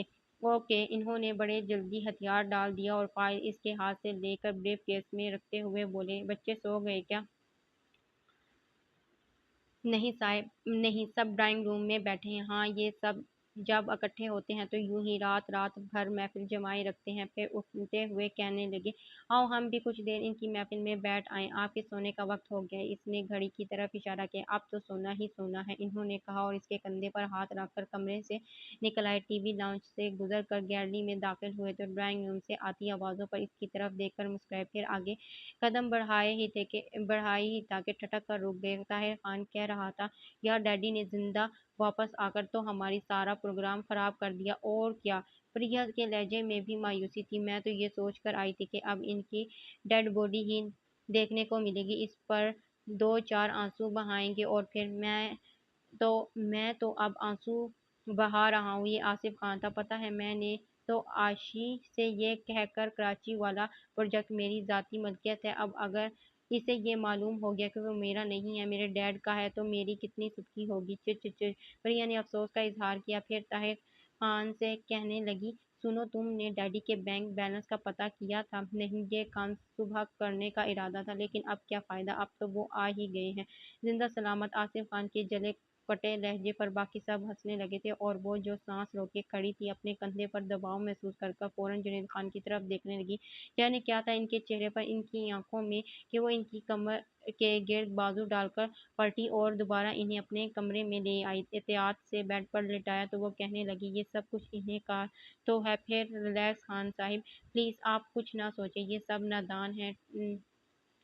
ٹھہریں میں آپ کے لیے دودھ میں گلوکوز ملا کر لاتی ہوں۔ وہ جلدی سے کمرے سے نکل گئی۔ کچھ دیر بعد دودھ کا گلاس لیے تو وہ واپس آئی تو جنید خان فون پر کسی سے کہہ رہے تھے ہاں بس اسے بے صاحبان نہیں ہونا چاہیے۔ یہ گھر اور ٹیکسٹائل ملا کر ریسیور ہاتھ سے چھوٹ کر نیچے جا گرا اور دونوں ہاتھوں سے اپنا سینہ تھام لیا۔ خان صاحب وہ فوراً آگے بڑھی اور ان کے جھٹکے کھاتے وجود کو اپنے بازو میں لینے کی ناکام کوشش کے ساتھ ہی اس کے حلق سے چیخ بلند ہونے لگی اور وہ اس کی چیخوں کی آواز سن کر ہی سب بھاگے آئے تھے۔ آصف خان ڈاکٹر کو بلاؤ، اس نے چیخ کر کہا اور ڈاکٹر کے آنے تک یہ شدید ہارٹ اٹیک جنید خان کی جان لے گیا۔ ڈاکٹر ان کی نبض دیکھنے کے بعد ان کی موت کی تصدیق کر رہا تھا اور وہ یکدم گمسم ہو گئی۔ پھٹی پھٹی آنکھوں سے سب کی طرف دیکھا جو یقیناً اپنے آپ کو آنسو بہانے کے لیے تیار کر رہے تھے۔ کئی دن لوگ تعزیت کے لیے آتے رہے، اس کے ابو جی اور آنٹی بھی آئے تھے اور وہ اس امید پر بار بار ان کی طرف دیکھتی رہی کہ شاید وہ اسے اپنے ساتھ چلنے کے لیے کہیں گے، لیکن انہوں نے ایسی کوئی بات نہیں کی بلکہ اس کے پاس تو بہت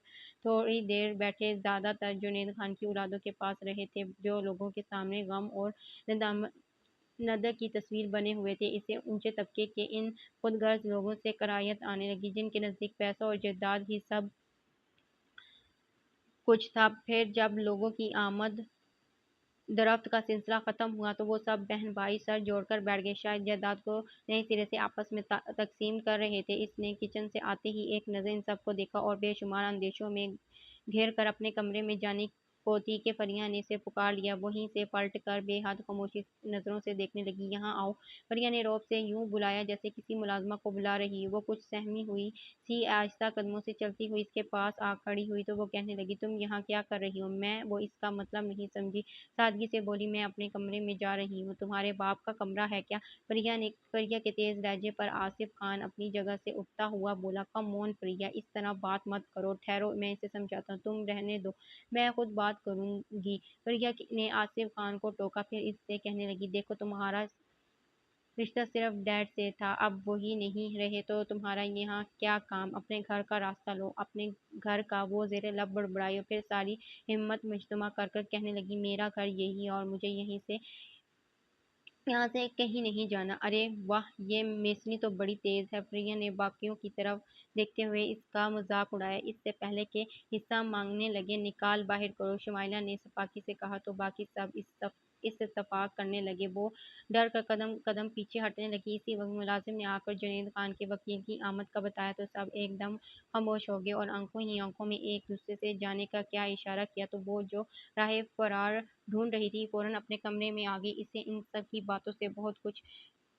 بہت دکھ پہنچایا تھا اور وہ اپنے آپ کو ایک دم تنہا اور بے بس محسوس کر کر رو پڑی۔ نانی اماں نے ٹھیک کہا تھا، وہ روتے ہوئے سوچنے لگی کہ جنید کے بعد مجھے اس گھر میں جگہ نہیں ملے گی، لیکن میں کہاں جاؤں؟ وہ اپنے آپ سے پوچھنے لگی، ابو جی اور آنٹی نے تو جھوٹے منہ بھی ساتھ چلنے کو نہیں کہا اور پتہ نہیں دوبارہ ماموں جان کے گھر جانا مناسب ہے کہ نہیں۔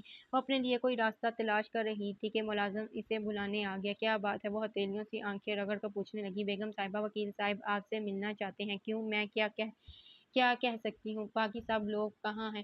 وہی وکیل صاحب کے پاس موجود ہیں۔ اچھا تم جاؤ، میں آتی ہوں۔ وہ اٹھ کر باتھ روم میں چلی گئی، ہاتھ منہ دھو کر ہاتھوں سے بال ٹھیک کیے اور اپنا دوپٹہ پھیلا کر اوڑھتی ہوئی باہر نکل آئی۔ اس نے دیکھا وہ سب جو ابھی کچھ دیر پہلے رشتہ لحاظ بھلا کر انتہائی بدتمیزی کا مظاہرہ کر رہے تھے، اب وکیل صاحب کے سامنے خاصے معزز بنے بیٹھے تھے۔ السلام علیکم بیگم صاحب۔ وہ قریب پہنچی تو وکیل صاحب اس سے سلام کرتے ہوئے اپنی جگہ سے کھڑے ہو گئے۔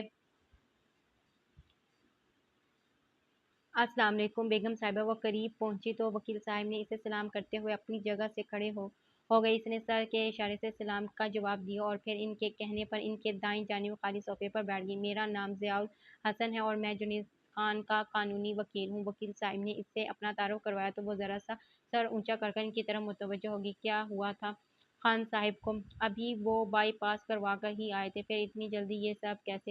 وکیل صاحب کے پوچھنے پر وہ باری باری ان کی طرف دیکھنے لگی۔ دل چاہا چیخ چیخ کر کہے ان سب کی وجہ سے، ہاں ان کی موت کی ذمہ دار یہ سب ہیں، لیکن وہ ہونٹ بھینچ کر خاموش رہی۔ مجھے بے حد افسوس ہے بیگم صاحبہ، مرحوم بہت اچھے انسان تھے۔ اپنے آخری وقت میں وہ فون پر مجھ سے بات کر رہے تھے۔ اس کی آنکھوں میں ڈھیر سارا پانی جمع ہو گیا تھا، اس نے سر جھکا لیا۔ وکیل صاحب کچھ دیر تک خاموش رہے، پھر اپنا بریف کیس کھولتے ہوئے کہنے لگے، میں جانتا ہوں ابھی آپ لوگوں کا زخم تازہ ہے، لیکن میں پھر بھی اپنے فرض سے مجبور ہوں۔ خان صاحب کی ہدایت تھی کہ میں جلد سے جلد آپ کی امانت آپ تک پہنچا دوں۔ اس کے ساتھ ہی وکیل صاحب اونچی آواز میں جنید خان کا وصیت نامہ پڑھنے لگے۔ انہوں نے بچوں کی خواہش کے عین مطابق، یعنی اس رات جو جس پروجیکٹ یا چیزوں کی خواہش کر رہا تھا اس کے نام کی تھی اور آخری الفاظ یوں تھے، میں فیصل آباد والی ٹیکسٹائل مل اپنی بیوی سجیدہ نواز کے نام کر رہا ہوں اور ساتھ ہی یہ گھر جو اس کا صاحبان ہے، اگر کسی نے سجیدہ سے اس کا صاحبان چھیننے کی کوشش کی تو پھر میرے وکیل ضیاء الحسن کو اس کے خلاف قانونی چارہ جوئی کرنے کا اختیار ہے۔ نہیں، وہ ہاتھوں میں کرچ پا کر پھوٹ پھوٹ کر رونے لگی، یہ مٹی گارے کے دیوار اور چھت مجھے صاحبان نہیں دے سکتی، میرا صاحبان تو خود جنید تھے، وہ ہی نہیں رہے تو میں یہ سب لے کر کیا کروں گی؟ مجھے کچھ نہیں چاہیے، وہ روتے ہوئے کہہ رہی تھی۔ وکیل صاحب اٹھ کر اس کے پاس چلے آئے، ملازم سے کہہ کر اس کے لیے پانی منگوایا اور پھر ایک گلاس اس کے ہاتھ میں تھما کر اپنا ہاتھ اس کے سر پر رکھ دیا۔ اسی وقت فریہ نے بنٹی کو جانے کیا اشارہ کیا کہ وہ اپنی ویل چیئر دھکیلتا ہوا اس کے پاس چلا آیا۔ مما پلیز اس طرح نہ روئیں، وہ اس کا ہاتھ تھام کر بولا تو وہ شدت سے رونے لگی۔ پلیز مما، اس نے ملتجی انداز اختیار کیا، مجھے بے حد دکھ ہو رہا ہے اور دیکھیں ضیاء انکل بھی آپ کے رونے سے پریشان ہو رہے ہیں۔ اس نے بمشکل اپنی بلند ہوتی سسکیوں کو روکا اور وکیل صاحب سے معذرت کرتے ہوئے اٹھ کر اپنے کمرے میں آگئی۔ اس کی جگہ کوئی اور ہوتی تو اس وقت جنید خان کی اولادوں پر برتری حاصل ہونے والی اطمینان ضرور محسوس کرتی، لیکن وہ تھی سجیلا نواز جس نے کبھی زیادہ کی آرزو نہیں کی تھی۔ ہمیشہ جو ملا اسی پر قناعت کی، خواہ خواہش کے مطابق یا خواہش کے برعکس، اور اب جو اسے مل رہا تھا اس کا تو اس نے کبھی تصور بھی نہیں کیا تھا۔ زندگی میں شاید پہلی بار وہ اپنے اوپر اوپر والے سے شکوہ کرنے لگی، یا میرے اللہ میاں کیا مانگا تھا میں نے؟ صرف جنید خان کی زندگی کہ میرے سر پر سایبان سلامت رہے، تو وہ تو نے ہی وہ سایبان چھین لیا۔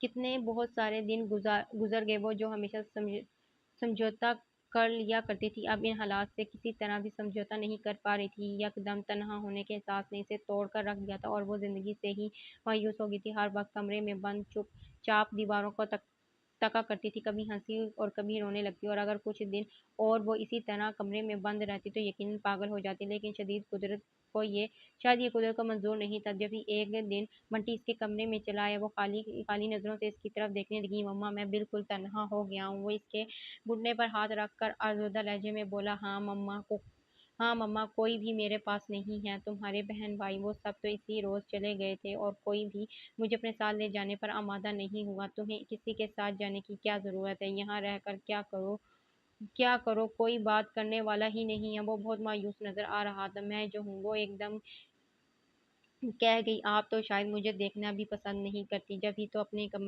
اپنے آپ کو کمرے میں بند کر لیا ہے۔ نہیں بنٹی، یہ بات نہیں ہے۔ پھر کیا بات ہے؟ میں تو صرف اس لیے اپنے آپ کو کمرے میں مقید کر لیا ہے کہ کہیں تم یہ نہ سمجھنے لگو کہ میں اس گھر پر قابض ہو گئی ہوں۔ یہ گھر آپ کا ہی تو ہے، صرف میرا نہیں، ہم سب کا۔ اچھا، وہ خوش ہوا، اس کا مطلب ہے آپ مجھے یہاں سے نکالیں گی نہیں؟ میں ایسا کیوں کروں گی بھلا؟ میرے بہن بھائی بھی تو آپ کے ساتھ ایسا کر رہے تھے۔ ان کا امن ان کے ساتھ ہے، میرا عمل میرے ساتھ ہے، وہ خود کلامی کے انداز میں کہہ کر بیڈ سے اتر آئی اور اس کی چیئر دھکیلتے ہوئے بولی، آؤ باہر چلیں، پتہ نہیں باہر کا موسم کیسا ہے، بہت خوشگوار۔ بنٹی خوش دلی سے بولا۔ پھر رفتہ رفتہ وہ اپنے پرانے معمول کی طرف لوٹ آئی۔ ایک جنید خان ہی تو نہیں تھے، باقی سب کچھ تو ویسا ہی تھا، اور پھر جنید بھی کب اسے اتنا وقت دیتے تھے، اکثر دور پر ہی رہتے اور یہاں ہوتے ہوئے بھی اتنے مصروف کہ اس سے بس رسمی بات ہی کر پاتے تھے۔ شروع سے اس کا زیادہ وقت بنٹی کے ساتھ گزرتا تھا اور اب بھی وہی ساتھ تھا۔ پہلے اسے شبہ تھا کہ اب وہ یقین کرو کہ وہ صرف بنٹی کے لیے اس گھر میں لائی گئی تھی، ورنہ اگر جنید خان کو بیوی کی ضرورت ہوتی تو وہ اس جیسی عام سی لڑکی سے شادی کیوں کرتے؟ حالات سے سمجھوتا کرنا ہمیشہ اس کی مجبوری رہی تھی، اور شاید یہ پہلا سمجھوتا تھا جسے کرنے میں اسے کچھ وقت لگا تھا۔ پھر بھی وہ ہمیشہ کی طرح ہار ضرور گئی۔ اس نے سوچ لیا کہ اب اسے بقیہ زندگی یہیں گزارنی ہے، اسی گھر میں، ایک ایسے جوان بیٹے کے ساتھ جسے ہر قدم پر سہارے کی ضرورت ہے۔ اور جب وہ اپنی اس سوچ کے ساتھ سمجھوتا کر کے قدرے مطمئن ہونے لگی تو ایک شام سرمد کا فون آ گیا۔ سنو، میں یہیں سے بات کر رہا ہوں، میرا مطلب ہے تمہارے شہر میں موجود ہوں، اگر اجازت ہو تو تمہارے گھر تک چلا آؤں؟ آنا چاہو تو ضرور آؤ۔ اور اس کے پرانے لہجے میں کھو کر بولی، تم سے ملاقات ہو سکے گی یا اب بھی اپنے خان صاحب کے ساتھ کہیں جا رہی ہو؟ وہ یقیناً اس کے ساتھ ہونے والے صحنے سے لاعلم تھا، جب ہی ایسی بات کر گیا۔ میں کہیں نہیں جا رہی، تم آ جاؤ اس کے ساتھ ہی اس نے سلسلہ منتقل کر دیا، اور کوئی گھنٹے بھر بعد وہ اس کے سامنے کھڑا تھا۔ وہ حیران سی اس کی طرف دیکھتی گئی۔ اس ایک سال میں کتنا بدل گیا تھا وہ! اس کا وہ شریر بدن قدرے فرموئی مائل ہو کر اسے اپنی عمر سے 4-5 سال آگے لے گیا تھا۔ آنکھوں پر سنہری فریم کا چشمہ اس کے چہرے کو باقاعدہ پروقار بنا رہا تھا۔ بیٹھنے کو نہیں کہو گی؟ وہ اسے یوں دیکھتے پا کر نظریں چراتا ہوا بولا۔ ہاں بیٹھو۔ وہ سر جھٹک کر بولی، یہ بتاؤ گھر میں سب لوگ کیسے ہیں، اور تمہیں اتنے عرصے بعد میرا خیال کیسے آیا؟ تمہیں کسی کا خیال آتا ہے؟ وہ اس کا محاسبہ کرنا چاہتا تھا۔ نہیں، اپنی غلطی کا اعتراف کرتے ہوئے وہ رو پڑی۔ مجھے تو خود اپنا خیال بھی نہیں آتا۔ کیوں؟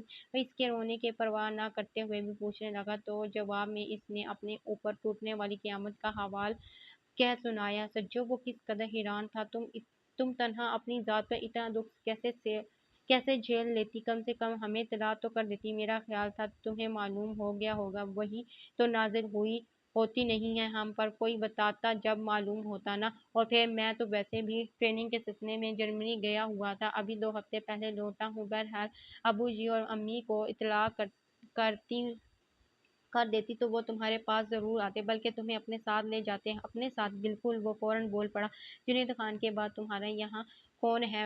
بنٹی۔ کون بنٹی؟ پھر جیسے اسے فوراً یاد آ گیا، اچھا وہ بنٹی، جنید کا معذور بیٹا۔ لیکن سجو، اس کے اپنے بہن بھائی موجود ہیں، پھر تمہیں کیا ضرورت ہے اس کی گورننس بننے کی؟ گورننس نہیں سرمد، میں اس کی ماں ہوں۔ ماں؟ وہ تلخی سے ہنسا۔ ماں صرف جنم دینے والی ہوتی ہے سجو، وہ تمہیں تو اپنی بات اچھی طرح سمجھنی چاہیے تھی۔ کیا وہ عورت تمہاری ماں بنی؟ جسے تمہارے ابو نے تمہاری ماں کی جگہ دی، وہ عورت میری ماں نہیں بنی تو کیا ہوا؟ میں تو نہیں سجو، وہ اس کی بات پوری ہونے سے پہلے ہی بول پڑا، مت اپنی زندگی برباد کرو اس کے لیے جو اپنے ماں باپ کا بھی نہیں تھا۔ یقین کرو، تمہیں وہ ماں اس وقت تک کہے گا جب تک یہ گھر اور ٹیکسٹائل مل تمہارے پاس ہے۔ آج اس کے نام کر دو، تمہیں دھکے دے کر نکال دے گا، اور تم جیسی بے وقوف لڑکی سے کوئی بعید نہیں کہ اس کی باتوں میں آ کر اس کے نام بھی لکھ دو۔ نہیں سرمد، بنٹی ایسا نہیں ہے، وہ تو شروع دن سے میرے ساتھ بہت اچھا ہے۔ ہوگا پھر بھی میں تمہیں یہی نہیں وہ شروع دن سے میرے ساتھ ہے، اچھا ہے، ہوگا پھر بھی میں تمہیں یہاں نہیں رہنے دوں گا۔ تم میرے ساتھ چلو گی؟ نہیں سرمد، میں اپنا گھر چھوڑ کر کہیں نہیں جاؤں گی۔ یوں کہو بڑے گھر میں رہنے کی عادی ہو گئی ہو، یہ آسائشیں وہاں نہیں مل سکتی۔ کیسی باتیں کرتے ہو؟ وہ ہنسی ہوگی، اس بڑے گھر اور ان کی آسائشوں نے کیا مجھے؟ تو پھر چھوڑو یہ سب اور میرے ساتھ چلو۔ اس کی بے بسی سے دیکھنے پر وہ کہنے لگی، سنو، ہمارا گھر چھوٹا ہی صحیح لیکن دل بہت بڑے ہیں اور محبتوں سے لبریز بھی۔ وہ محبتیں نہیں خریدی جا سکتی۔ پھر اٹھتے ہوئے بولا، میں کل کی سیٹیں اوکے کروا رہا ہوں، تمہیں آنا ہو تو ان ساری آسائشوں کو ہمیشہ کے لیے یہیں چھوڑ کر کل 4 بجے ایئرپورٹ آ جانا، ورنہ پھر ہمیشہ کے لیے خدا حافظ۔ وہ لمبے لمبے ڈھنگ بھرتا ہوا کمرے سے نکل گیا اور وہ گلاس ڈور سے اسے جاتے ہوئے دیکھتی رہی۔ سرمد اس کے لیے سوچوں کے نئے دروازے کھول گیا تھا اور وہ الجھتی چلی جا رہی تھی کہ سمجھ ہی نہیں آ رہا تھا کہ وہ کرے تو کرے کیا۔ کبھی سوچتی اس کی بات مان کر ایک بار پھر نانی اماں اور ممانی جان کی شفیق پناہوں میں جا چھپے، اور کبھی بنٹی کا خیال آتا اس کے جانے سے وہ کتنا اداس ہو جائے گا۔ رات بھر میں وہ کوئی فیصلہ نہیں کر پائی تھی۔ صبح اپنے تھکے ہوئے ذہن کو فریش کرنے کی غرض سے لان میں نکل آئی تھی، لیکن یہاں بھی وہی سوچیں تھیں۔ جلد ہی اکتا کر دوبارہ برآمدے میں کچن کی طرف جانا ہی چاہتی تھی کہ بنٹی کے کمرے میں آہٹ سن کر رک گئی۔ بنٹی اتنی جلدی اٹھ گیا؟ سوچتے ہوئے اس کے کمرے کی طرف آئی اور دروازے کے پاس ٹھٹک کر رک گئی۔ وہ شاید فون پر بات کر رہا تھا۔ فریہ آپی، کہاں تھیں آپ؟ میں کل شام سے آپ کو رنگ کر رہا ہوں۔ ہاں، یہاں خاصی گڑبڑ ہو گئی ہے۔ اس میسنی کا کزن پتہ نہیں کہاں سے آ گیا ہے، میں نے خود سنا تھا، وہ الو کا پٹھا اسے میرے خلاف رگڑا رہا ہے۔ اب میں کیا کروں؟ اگر وہ اس کی باتوں میں آ گئی تو ہمارے ہاتھ کچھ نہیں آئے گا۔ وہ ہمیشہ تو ایسی باتوں پر خاموش نہیں رہ سکتی تھی۔ دروازے کو زور سے دھکا دے کر اندر داخل ہو گئی۔ اسے دیکھ کر وہ گڑبڑا گیا، فوراً ریسیور رکھ کر اپنے آپ پر قابو پاتے ہوئے بولا، ارے مما، آپ اتنی جلدی اٹھ گئی؟ مما نہیں، میسنی کہو۔ اس نے اپنی پوری زندگی میں کبھی اس انداز سے بات نہیں کی تھی۔ دانتوں کو ایک دوسرے پر جما کر آنکھوں کی پتلیاں سکیڑی۔ کیا مطلب؟ کیا کہہ رہی ہیں آپ؟ بنٹی نے انجان اور معصوم بننے کی بھرپور ایکٹنگ کی۔ تم اچھی طرح جانتے ہو کہ میں کیا کہہ رہی ہوں اور مزید کیا کہنے والی ہوں۔ اگر سننے کا حوصلہ ہے تو سنو، ورنہ ابھی اور اسی وقت نکل جاؤ یہاں سے۔ میں بالکل نہیں سمجھا، وہ ڈٹائی سے بولا۔ کیا سمجھاؤں تمہیں؟ ارے تم تو یہ بھی نہیں سمجھ سکے کہ مجھے تم سے ہمدردی نہیں تھی۔ میں نے سچ مچ تم پر اپنی ممتا لٹائی تھی، اور جس پر ممتا لٹائی جائے اس پر جان بھی نچھاور کر دی جاتی ہے۔ یہ گھر جاگیر کیا چیز ہے مما؟ مت کہو مجھے مما، میں تمہاری ماں نہیں ہوں، اور تمہارے جیسے رشتوں کا تقدس پامال کرنے والی میری اپنی سگی اولاد بھی ہوتی تو میں اس کا بھی گلا دبا دیتی۔ اس کی آواز بھر گئی تو اس کی طرف سے رخ موڑتے ہوئے بولی، تم نے مجھے بہت دکھ پہنچایا ہے بنٹی، اسی لیے میں تمہیں کبھی معاف نہیں کروں گی۔ بہت زیادہ اور جلد سے جلد حاصل کر لینے کی ہوس نے تم سب کو اندھا کر دیا ہے۔ ارے یہ سب کچھ تمہارا ہی تو ہے پھر۔ لیکن نہیں، میں جنید خان نہیں ہوں جو تم لوگوں کو حقیقت جاننے کے بعد بھی اتنا کچھ تمہارے تمہارے نام لکھیں گے۔ میں اس ساری دولت اور جائیداد کو اپنے ہاتھوں سے آگ لگا دوں گی، لیکن تمہارے حوالے نہیں کروں گی۔ تم ایسے نہیں کر سکتے۔ وہ جناب آپ سے تم پر آ گیا تھا، میں کیا کر سکتی ہوں؟ جناب آپ سے تم پر آ گیا تھا، میں کیا کر سکتی ہوں، یہ تم اچھی طرح جانتے ہو۔ اور اس سے پہلے کہ میں تمہیں کسی کوڑے کرکٹ کی طرح اٹھا کر باہر پھینکنے کا سوچوں، اپنی پریا آپی کو فون کرو کہ تمہیں لے جائے، ورنہ کیا کر لو گی تم؟ وہ چیخا، یہ سب ہمارے باپ کی جاگیر ہے اور ہم تمہیں اس پر اتنی آسانی سے قابض نہیں ہونے دیں گے۔ Shut up! وہ اس سے اونچی آواز میں چیخی، مجھے ویسے بھی جاگیروں پر قبضہ ہونے کا کوئی شوق نہیں ہے، اور رہی تم بھی اپنے دل سے یہ خیال نکال دو کہ کچھ حاصل کر سکو گے۔ اس کے ساتھ ہی وہ فون کی طرف بڑھی اور ریسیور اٹھا کر وکیل ضیاء الحسن کے نمبر ڈائل کرنے لگی۔ دوسری طرف سے جب وکیل صاحب لائن پر آ گئے تو وہ کہنے لگی، ضیاء صاحب، میں ہوں سجیلا نواز۔ جی بیگم صاحبہ فرمائیں۔ معاف کیجیے گا، میں نے صبح آپ کو جو زحمت دی، لیکن کیا کروں، میرے پاس وقت نہیں ہے۔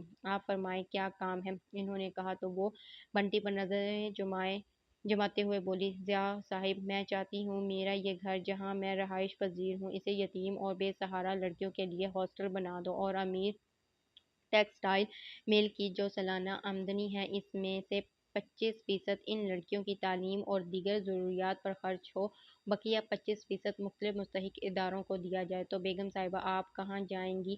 وکیل صاحب شاید مذاق سمجھے تھے۔ میں نہیں رہوں میں انہی راہوں پر لوٹ رہی ہوں جہاں قدم قدم پر محبتوں کے پھول کھلتے ہیں۔ پھر فوراً اصول موضوع کی طرف آتے ہوئے بولی، تو ضیاء صاحب، میرا یہ کام جلد سے جلد ہونا چاہیے۔ میں آج ہی یہ گھر چھوڑ رہی ہوں۔ جی ہاں، میں کراچی جا رہی ہوں۔ میرا فون نمبر لکھ لیجیے گا، آئندہ مجھ سے اسی نمبر پر رابطہ کیجیے گا۔ دوسری طرف وکیل صاحب کی بات سن کر بنٹی کی طرف دیکھتے ہوئے ہنس کر بولی، جی ہاں ضیاء صاحب، بنٹی میرے اس اقدام سے بہت خوش ہے۔ آپ تو جانتے ہیں وہ خاصا خدا ترس ہے، بیچارے چلنے سے معذور ہیں، ورنہ آپ دیکھتے وہ غریبوں مسکینوں کے لیے کیا کچھ کرتا۔ اچھا خدا حافظ۔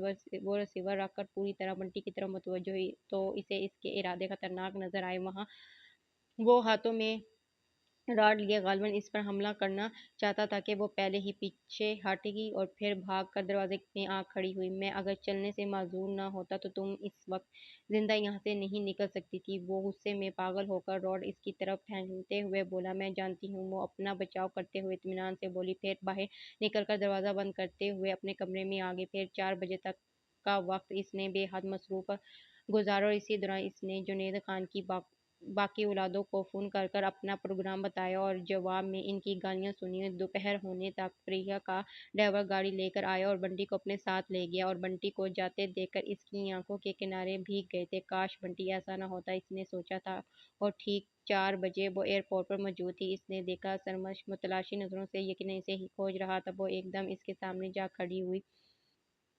میں آ گئی ہوں سرمد، ان ساری آسائشوں کو ہمیشہ کے لیے چھوڑ کر۔ وہ کتنی دیر تک بے یقینی سے اس کی طرف دیکھتا رہا، پھر اس کی آنکھوں میں ایک ساتھ کئی چراغ جل اٹھے تھے، جانے کب سے سینے میں دبی سانس ہونٹوں کے قید سے آزاد کی۔ پھر جھک کر بریف کیس اٹھایا اور قدم بڑھاتا ہوا قدرے شرارت سے بولا، آ تو گئی ہو، لیکن مجھ سے ذرا فاصلے پر چلو۔ کیوں؟ وہ حیران ہو کر بولی، بھئی لوگ کیا کہیں گے، اتنا ہینڈسم بندہ، اور ساتھ میں آگے گنگنایا، نالے لمہ تے نالے کالی۔ کیا؟ اس کے منہ سے ہلکی سی چیخ نکل گئی۔ اٹھے ہوئے بولی، میں ابھی واپس چلی جاؤں گی۔